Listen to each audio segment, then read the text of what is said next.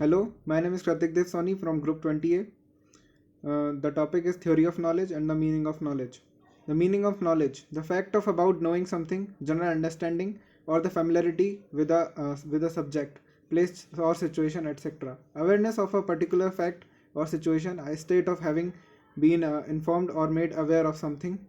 Intellectual understanding, the state of appreciating truth of information, the familiarity or the understanding of a particular skill, a branch of learning.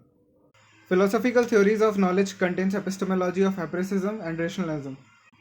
In general, theories about the relationship between the knowledge in our minds and the objects of our knowledge can be divided into two types of positions: dualistic and monistic.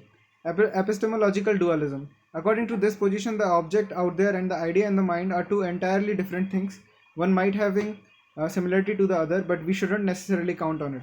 Critical realism is a form of epistemological dualism because it subscribes to the view that there is a both mental world and an objective outside world.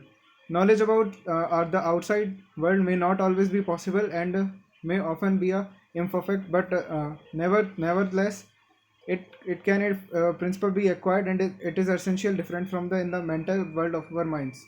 Epistemological monism. This is the idea that the real objects out there and the knowledge of those objects stand in a close relationship with each other. Ultimately, they are not two entirely different things, as in epistemological dualism. Either the mental object is equated with the with the known object, as in realism, or the known object is equated with the mental object, as in the idealism. Epistemological pluralism. This is the idea which has been made popular in the postmodernist writing and argues that knowledge is highly contextualized by the historical, cultural, and the other outside factors.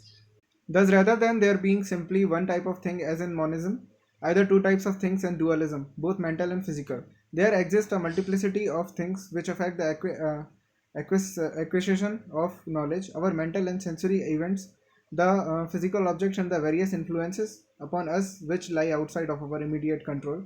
This position is also sometimes referred to as epistemological relativism.